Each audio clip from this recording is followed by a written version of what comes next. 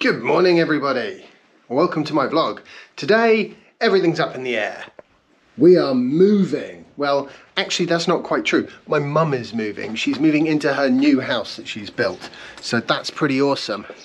I'm just going to take a walk up to the shop and get some supplies, some squash, stuff like that. It's, yeah, disruption everywhere at the moment.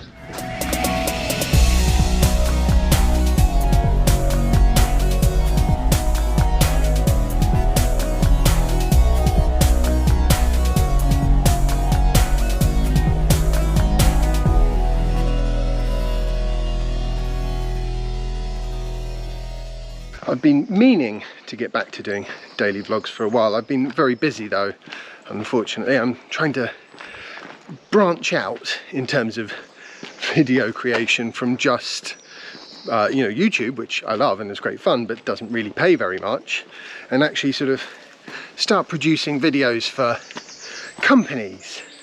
In particular, at the moment it seems to be focusing on, you know, buildings and properties and stuff like that. You know, for construction companies and the such like. So it's good fun, it's keeping me busy, but I do want to make some daily videos for a little while. I don't know how long I'll be able to do all this for, because I'm also moving. It's not just my mum that's moving out, I'm moving into basically the house next door 3 weeks later. So yeah, lots to do. Lots to do. At that point, I mean, I may well have to sort of take a look at things and go back to being a business analyst, which could put a stop to things like daily videos. We'll have to see. But for now, let's just crack on and see what we get with it. So what I wanted to talk about, actually I wanted to talk about it a few days ago, but didn't get round to it, unfortunately. Too busy.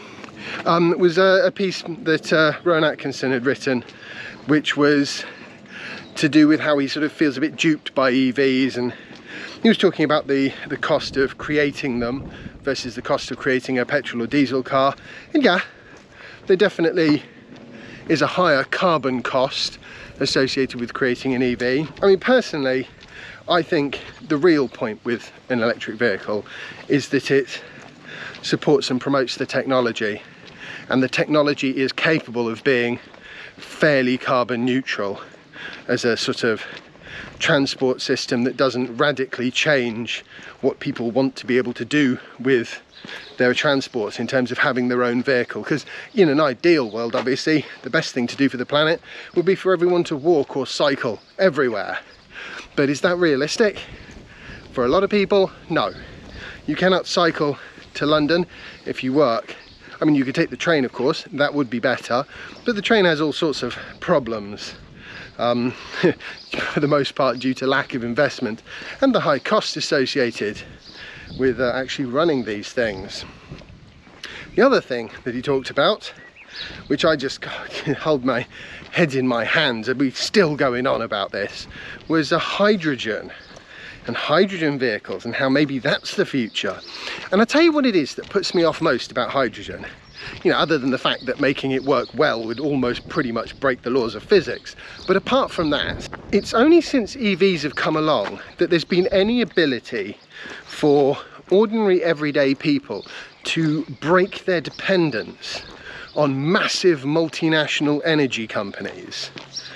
And I can see why the massive multinational energy companies want us to stay dependent on them for our transport energy needs, but it is not something that I think works in the best interests of consumers. My mum has got solar panels, she's got a battery, you know, with the appropriate wiring and software, she could run a car in a world where there was no grid electricity. You know, that's, I think, a great plus to electric vehicles. I really do. And with hydrogen, you're never going to get that. You're not going to have a hydrogen creating station at home. You're going to have to go to the petrol station and pay whatever they decide to charge you. So yeah, I don't think that's a goer or a good thing. Anyway, I'm at the shops now. £14 that little lot cost me. That'll take me 3 days of daily videos to pay back. So like I said, this is just basically a last little flourish, because I have missed the daily videos and I found it very difficult to sort of be motivated.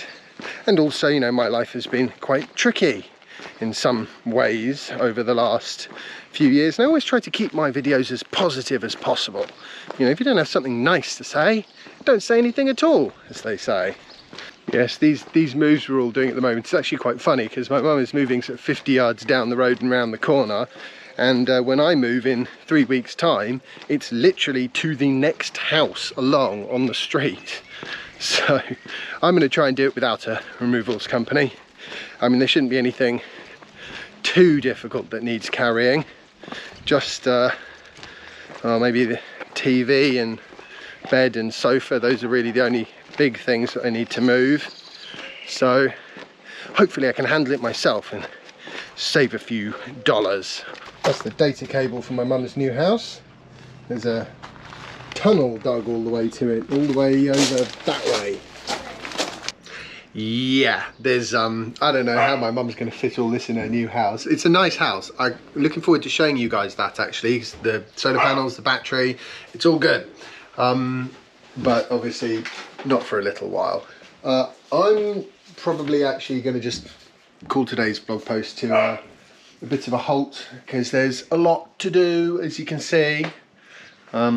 Yeah, on top of, you know, the work that I mentioned earlier. So yeah, right, well, I hope you've all enjoyed today's blog post. If you have, remember to leave a like and share it and subscribe if you haven't already. You can follow me on Instagram and Twitter if you like, links are in the description. And I want to say a massive thank you to my Patreon supporters, because you guys are awesome. And I'll see you in the next episode of my daily vlog. Bye.